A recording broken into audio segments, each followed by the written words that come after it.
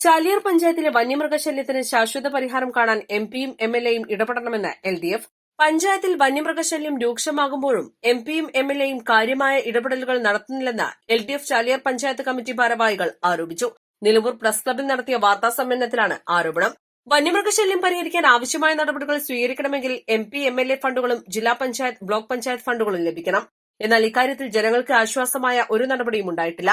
ചാലിയാർ ഗ്രാമപഞ്ചായത്ത് കാർഷിക മേഖലയ്ക്കായി വകയിരുത്തിയിട്ടുള്ള ഫണ്ട് നീക്കിവെക്കാൻ തയ്യാറാണ്. സംസ്ഥാന സർക്കാരും വനംവകുപ്പും ഇക്കാര്യത്തിൽ അനുഭാവപൂർണമായ നടപടികളാണ് സ്വീകരിക്കുന്നത്. നിലമ്പൂരിൽ 27.3 കിലോമീറ്റർ ഭാഗത്ത് വനംവകുപ്പ് സോളാർ വൈദ്യുത തൂക്കുവേലി സ്ഥാപിച്ചിട്ടുണ്ട്. ഏറനാട്ടിലും ചാലിയാറിലും ഇക്കാര്യത്തിൽ എന്ത് നടപടിയാണ് ഉണ്ടായിട്ടുള്ളതെന്ന് എംഎൽഎ വ്യക്തമാക്കണം. ചാലിയാർ പഞ്ചായത്തിന്റെ 55% വനമാണ്. ബാക്കിയുള്ള 45% സ്ഥലമാണ് ജനവാസയോഗ്യമായത്. ഇതിൽ 70% ജനങ്ങളും കൃഷി ഉപജീവനമാക്കിയവരാണ്. വന്യമൃഗശല്യം പരിഹരിക്കാൻ എല്ലാവരും ഒറ്റക്കെട്ടായി നിൽക്കണമെന്നും എൽഡിഎഫ് നേതാക്കൾ ആവശ്യപ്പെട്ടു. പന്തീരായിരം വനമേഖലയിൽ നിന്നും ജനവാസ മേഖലയിലേക്ക് വന്യമൃഗങ്ങൾ വരുന്നത് തടയാൻ സോളാർ വൈദ്യുത തൂക്കുവേലികൾ ആവശ്യമാണ്. ഇതിന്റെ അറ്റകുറ്റപ്പണികൾ തൊഴിലുറപ്പ് പദ്ധതിയിൽ ഉൾപ്പെടുത്തണമെന്നും നേതാക്കൾ ആവശ്യപ്പെട്ടു. നിലമ്പൂർ നോർത്ത് ഡിഎഫ്ഒയെ നേരിൽ കണ്ട് പഞ്ചായത്തിലെ വന്യമൃഗശല്യത്തിന്റെ രൂക്ഷത ബോധ്യപ്പെടുത്തിയിട്ടുണ്ട്. ഈ മാസം 25-ന് 3 മണിക്ക് പഞ്ചായത്ത് ഹാളിൽ സർവകക്ഷി യോഗം തന്റെ നേതൃത്വത്തിൽ നടത്താമെന്ന് ഡിഎഫ്ഒ ഉറപ്പു നൽകിയിട്ടുണ്ട്. ഡിഎഫ്ഒ പങ്കെടുക്കുന്ന സാഹചര്യത്തിൽ പ്രശ്നപരിഹാരമുണ്ടാകുമെന്ന പ്രതീക്ഷയുണ്ട്. കാട്ടുപന്നി കാട്ടാനാക്രമണങ്ങളിലായി 4 പേർ മരിച്ച പഞ്ചായത്താണ് ചാലിയാർ. എംപിയും എംഎൽഎയും ഇക്കാര്യത്തിൽ അവരുടെ പങ്ക് നിർവഹിക്കുക കൂടി ചെയ്താൽ പ്രശ്നപരിഹാരം എളുപ്പമാകുമെന്നും ഭാരവാഹികൾ പറഞ്ഞു. ഇപ്പൊ അടുത്ത കാലത്തായി ഏറ്റവും രൂക്ഷമായ ആക്രമണമാണ് വന്യമൃഗങ്ങളിൽ നിന്നുണ്ടാകുന്നത്. മുമ്പ് കാലത്ത് നമ്മുടെ ബൈക്കിലടക്കം പോകുന്ന ആളുകളെ മുന്നിലേക്ക് കാട്ടുപന്നി അടക്കം ചാടി ആളുകൾ മരണപ്പെട്ടിരുന്നു. പന്തിരായിരം വനമേഖലേന്റെ അപ്പുറത്തുള്ള പ്ലാന്റേഷനിൽ കാട്ടാന ജീവനക്കാരിയെ കൊലപ്പെടുത്തിയിരുന്നു. ഇപ്പോഴും പല ആളുകളും തലനാരിയൊക്കെയാണ് ഈ വന്യമൃഗ ശല്യത്തിൽ നിന്ന് രക്ഷപ്പെടുന്നത്.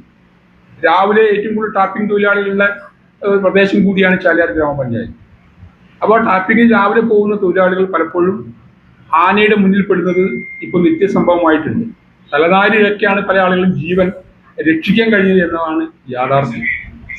അപ്പോൾ ഈ കാര്യങ്ങളെല്ലാം ഉൾക്കൊണ്ടുകൊണ്ട് വലിയ രൂപത്തിലുള്ള ആക്രമണം ഉണ്ടായപ്പോഴും അവിടുത്തെ എംഎൽഎയോ അതുപോലെ തന്നെ എംപിയെ പ്രീതിയോ അവരാരും തന്നെ ഈ പ്രദേശം വന്ന് കാണാനോ ഇതിനാവശ്യമായ സംവിധാനങ്ങൾ ഏർപ്പെടുത്താനോ മുന്നിട്ട് ഇറങ്ങിയിട്ടില്ല എന്നുള്ളത് ഒരു കാര്യം കൂടി ഞങ്ങൾ ഇവിടെ ഓർമ്മിപ്പിക്കുകയാണ്.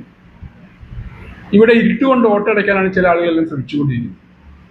ഇപ്പോൾ ഒരു ശാശ്വതമായ പരിഹാരം അവിടുത്തെ ഈ കൃഷിക്കാരുടെയും അതുപോലെ തന്നെ പൊതുജനങ്ങളുടെയും ജീവനും സ്വത്തിനും സംരക്ഷണം നൽകുന്നതിനുള്ള ശാശ്വതമായ പരിഹാരം അത് ഉണ്ടാക്കുന്നതിന് വേണ്ടി എംഎൽഎ എംപി അടക്കമുള്ളവർ രംഗത്തിറങ്ങണമെന്നാണ് ഞങ്ങൾക്ക് ആവശ്യപ്പെടാനുള്ളത്. നമുക്കറിയാം, വനാവകാശ നിയമം കേന്ദ്ര ഗവൺമെന്റിന്റെ അവർ ഉണ്ടാക്കുന്ന നിയമങ്ങളാണ്. അപ്പോൾ കേന്ദ്രത്തിൽ ഇത്രമാത്രം ഒരു നിയമ സംവിധാനത്തിന്റെ പോരായ്മയ്ക്കെതിരെ നിരന്തരമായി സംസാരിക്കാൻ അവിടെ ഇടപെടേണ്ട ആൾ എംപിയാണ്. അതുപോലെ തന്നെ കേരള നിയമസഭയിൽ ഇവിടുത്തെ ആളുകളെ വിഷയങ്ങൾ അവതരിപ്പിക്കേണ്ട ഒരാൾ എംഎൽഎയാണ്. എന്നാൽ എംഎൽഎ നിർഭാഗ്യവശമായി ഇത്രയും പ്രശ്നങ്ങൾ ചാലിയാർ പഞ്ചായത്തിൽ ഉണ്ടായിട്ടും അതേ അവിടെ വന്നു നോക്കുകയോ ആളുകളെ കൂട്ടിയോജിപ്പിക്കുകയോ അതിനുവേണ്ടിയുള്ള ഒരു ശാശ്വത പരിഹാരത്തിന് മുൻകൈ എടുക്കുകയോ ചെയ്തിട്ടില്ല എന്നാണ് നമ്മൾ അറിയുന്നത്.